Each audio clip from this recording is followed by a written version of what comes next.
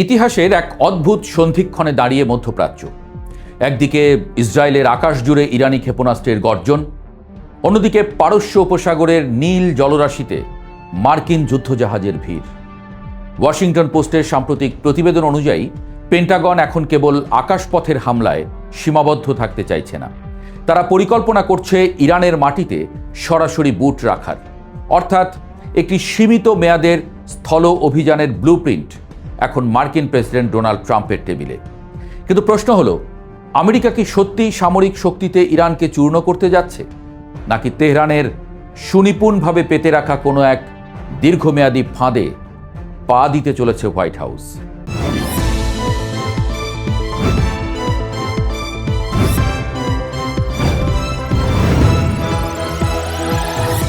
আমেরিকার ড্রোন বা ক্ষেপণাস্ত্র যখন আকাশ থেকে নামে, ইরান তখন পাল্টা আঘাত করে। কিন্তু যখন মার্কিন মেরিন সেনারা ইরানের মাটিতে পা রাখবে, তখন যুদ্ধের ব্যাকরণটা আমূল বদলে যাবে। পেন্টাগন একে সীমিত অভিযান বললেও ইরানের সংসদের স্পিকারের কণ্ঠে শোনা যাচ্ছে এক পৈশাচিক আত্মবিশ্বাস। তিনি বলছেন তারা মার্কিন সেনাদের মাটিতে নামার জন্য অপেক্ষা করছেন। কেন এই অস্বাভাবিক আত্মবিশ্বাস? ইরান কি তবে আমেরিকাকে তার নিজের মাটিতে টেনে এনে এক ভয়াবহ চোরাবালিতে ফেলতে চাইছে? যুদ্ধক্ষেত্রে যখন কোনো পক্ষ শত্রুকে নিজের সীমানার ভেতরে আমন্ত্রণ জানায়, তখন বুঝতে হবে সেখানে কোনো গভীর চাল লুকিয়ে আছে। পেন্টাগনের পরিকল্পনা অনুযায়ী এটি কোনো পূর্ণাঙ্গ দখলদারিত্বের যুদ্ধ হবে না, বরং বিশেষ বাহিনী এবং ৮২তম এয়ারবর্ন ডিভিশনের প্যারাট্রুপারদের ব্যবহার করে কয়েক সপ্তাহের জন্য নির্দিষ্ট কিছু কৌশলগত অবস্থানে আঘাত হানা হবে। বর্তমানে উপসাগরীয় অঞ্চলে ৪,০০০-এরও বেশি মেরিন সেনা মোতায়েন করা হয়েছে, যারা ইউএসএস ত্রিপোলির মতো অত্যাধুনিক যুদ্ধজাহাজে অবস্থান করছে। আমেরিকার লক্ষ্য হল ইরানি কমান্ড সেন্টার এবং ক্ষেপণাস্ত্র ঘাঁটিগুলো গুঁড়িয়ে দিয়ে তাদের যুদ্ধ করার ক্ষমতাকে পঙ্গু করে দেওয়া। তবে মুদ্রার উল্টোপিঠ বলছে অন্য কথা।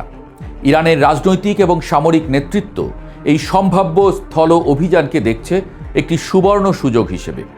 ইরানের সংসদের স্পিকার মোহাম্মদ বাঘের গালিবাফ সরাসরি চ্যালেঞ্জ ছুঁড়ে বলেছেন, মার্কিন সেনারা মাটিতে নামলে তাদের আগুনে পুড়িয়ে মারা হবে।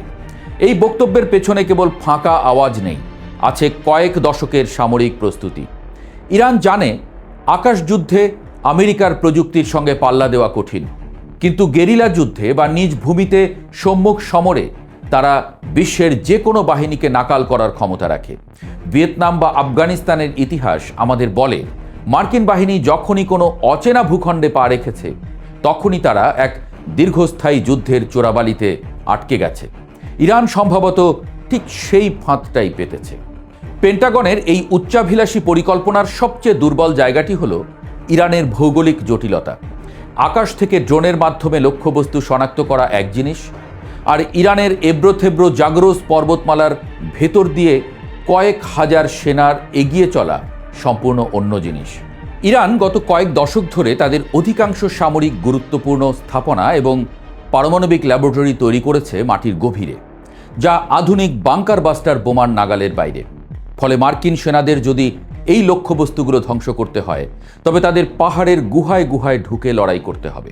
সেখানে প্রতিটি পাথর, প্রতিটি সুড়ঙ্গ এক একটি মৃত্যুকূপ হয়ে উঠতে পারে। মার্কিন প্যারাট্রুপাররা যখন প্যারাশুট নিয়ে পাহাড়ি এলাকায় নামবেন, তখন তারা কার সাথে লড়ছেন তা দেখার আগেই হয়তো কোনো চোরাগোপ্তা হামলার শিকার হবেন। ইরানের রেভলিউশনারি গার্ডের কমান্ডোরা এই ভূখণ্ডকে হাতের তালুর মতো চেনে, যা কোনো মার্কিন স্যাটেলাইট ম্যাপের পক্ষে সম্ভব নয়। যুদ্ধ মানেই কেবল কার কত ট্যাঙ্ক বা যুদ্ধ বিমান আছে সেই দিন ফুরিয়ে গেছে। ইরান এখন অপ্রতিসম যুদ্ধ বা অ্যাসিমেট্রিক ওয়ারফেয়ারের বস। তারা জানে সরাসরি নৌ লড়াইতে আমেরিকার ৭ম নৌবহরের সামনে তারা টিকতে পারবে না। তাই তাদের কৌশল হলো হাজার হাজার ছোট দ্রুতগামী নৌকা আর ড্রোন দিয়ে মার্কিন যুদ্ধজাহাজকে ব্যতিব্যস্ত রাখা। যখন মার্কিন মেরিন সেনারা ইরানের উপকূলে নামার চেষ্টা করবে, তখন তাদের কেবল নিয়মিত সেনাবাহিনীর মুখোমুখি হতে হবে না, বরং সাধারণ পোশাকে থাকা হাজার হাজার প্রশিক্ষণপ্রাপ্ত বাসিজ মিলিশিয়াদের সাথে লড়তে হবে। এরা মার্কিন সেনাদের জন্য কোনো সুনির্দিষ্ট ফ্রন্ট লাইন রাখবে না। এক পাহাড় থেকে গুলি করে অন্য পাহাড়ে মিলিয়ে যাওয়া, এই যে ইঁদুর বিড়াল খেলা, এতে আমেরিকান সেনারা একসময় ক্লান্ত হয়ে পড়তে বাধ্য। পেন্টাগন একে কয়েক সপ্তাহের অভিযান বললেও এই ধরনের সংঘাত খুব দ্রুতই মাসের পর মাস ধরে চলা রক্তক্ষয়ী যুদ্ধে রূপ নেয়। পুরো আলোচনার সবচেয়ে সংবেদনশীল অংশটি হলো অর্থনীতি। ইরান তাদের হরমুজ প্রণালী বন্ধ করার যে হুমকি দিচ্ছে তা কেবল ফাঁকা বুলি নয়। প্রতিদিন বৈশ্বিক চাহিদার প্রায় 20% তেল এই সরু পথ দিয়ে পরিবাহিত হয়। যদি আমেরিকা স্থল অভিযান শুরু করে তবে ইরান এই জলপথটিকে কার্যত একটি নো গো জোন বা নিষিদ্ধ এলাকা বানিয়ে ছাড়বে। ইরান যখন জাহাজ প্রতি $20 লাখ টোল আদায়ের ঘোষণা দেয় তখন তারা আসলে পুরো বিশ্বের পকেটে হাত দেয়। ব্যারেল প্রতি তেলের দাম যদি এখনকার দ্বিগুণ হয়ে যায় তবে তার প্রভাব গিয়ে পড়বে প্রতিটি সাধারণ মানুষের উপর। তেলের দাম বাড়লে পরিবহন খরচ বাড়বে, আর পরিবহন খরচ বাড়লে চাল ডাল থেকে শুরু করে প্রতিটি নিত্য প্রয়োজনীয় জিনিসের দাম আকাশচুম্বী হবে। আমেরিকার ওহাইও বা টেক্সাসের কোনো সাধারণ ভোটার যখন পাম্পে গিয়ে তেলের অস্বাভাবিক দাম দেখবে তখন ট্রাম্পের প্রতি তাদের সমর্থন কতটুকু থাকবে তা নিয়ে খোদ হোয়াইট হাউসের ভেতরেই সংশয় রয়েছে। পাশ্চাত্যের সমরবিদরা প্রায়শই একটি বিষয় ভুলে যান। ইরানের রাজনৈতিক শক্তি কেবল বন্দুকের নলে নয়, বরং তাদের আকিদা বা বিশ্বাসের উপর দাঁড়িয়ে আছে। শিয়া ধর্মতত্ত্বে শাহাদাত বা দেশের জন্য জীবন দেওয়াকে পরম প্রাপ্তি হিসেবে দেখা হয়। যখন মার্কিন ড্রোন বা ক্ষেপণাস্ত্র আকাশ থেকে নামে ইরান তখন একে কেবল আগ্রাসন হিসেবে দেখে, কিন্তু যখন মার্কিন সেনারা সরাসরি ইরানের মাটিতে পা রাখবে তখন সেটা সাধারণ ইরানিদের কাছে এক পবিত্র যুদ্ধে পরিণত হবে। যে ইরানিরা হয়তো দ্রব্যমূল্য বৃদ্ধি বা ব্যক্তি স্বাধীনতার প্রশ্নে নিজেদের সরকারের উপরে ক্ষুব্ধ ছিল, বাইরের শত্রুর বুটের শব্দ শুনে তারা মুহূর্তেই সরকারের সাথে একাত্ম হয়ে যাবে। আক্রমণকারীর বিরুদ্ধে দেশপ্রেমের এই যে আগুন, এটি তেহরানের সবচেয়ে বড় প্রতিরক্ষা। মার্কিন নীতি নির্ধারকরা হয়তো ভাবছেন তারা সরকারকে দুর্বল করবেন, কিন্তু বাস্তবে তারা হয়তো ইরানিদের জাতীয়তাবাদকে আরও উস্কে দিয়ে বর্তমান শাসন ব্যবস্থাকে আরও দীর্ঘস্থায়ী করার পথ করে দিচ্ছেন। আমেরিকা যদি ইরানে স্থল অভিযান চালায় তবে তেহরান চুপ করে বসে থাকবে না, এটা নিশ্চিত। তাদের হাতে রয়েছে বিশাল এক proxy network. Iraq, Syria, Lebanon এবং ইয়েমেনের সশস্ত্র গোষ্ঠীগুলো একযোগে মধ্যপ্রাচ্যে থাকা প্রতিটি মার্কিন ঘাঁটি এবং বাণিজ্যিক জাহাজে হামলা শুরু করবে। এর মধ্যে সেটা শুরুও হয়েছে যদিও, অর্থাৎ যুদ্ধ কেবল ইরানের সীমানায় আটকে থাকবে না, এটি পুরো মধ্যপ্রাচ্যকে একযোগে পুড়িয়ে ছারখার করবে।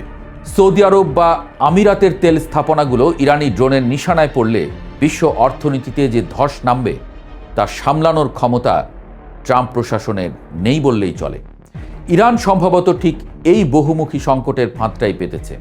তারা চায় আমেরিকাকে এমন এক গোলকধাঁধায় ঢোকাতে যেখান থেকে বের হতে হলে তাদের এক বিশাল রাজনৈতিক এবং অর্থনৈতিক মূল্য চোকাতে হবে।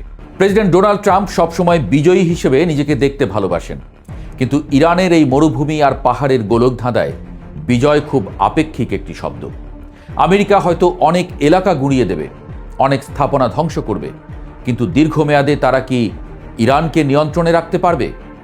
ইতিহাস বলে মার্কিন সেনারা যখন কোনো মুসলিম সংখ্যাগরিষ্ঠ দেশে দীর্ঘমেয়াদী অভিযানে গেছে তারা একসময় জনরোষের মুখে ফিরে আসতে বাধ্য হয়েছে। ইরানের সংসদের স্পিকারের এই রহস্যময় হাসি আসলে পেন্টাগনের প্রতি একটি প্রচ্ছন্ন বিদ্রূপ। তারা জানে আসাটা সহজ, কিন্তু বের হওয়াটা বড্ড কঠিন। আমেরিকা কি সত্যি ইরানের পেতে রাখা এই গেরিলা এবং অর্থনৈতিক ফাঁদে পা দিয়ে নিজেদের আধিপত্যের পতন ত্বরান্বিত করবে? এই প্রশ্নের উত্তর হয়তো খুব শীঘ্রই বিশ্ববাসী জানতে পারবে। যুদ্ধ বন্ধ হোক।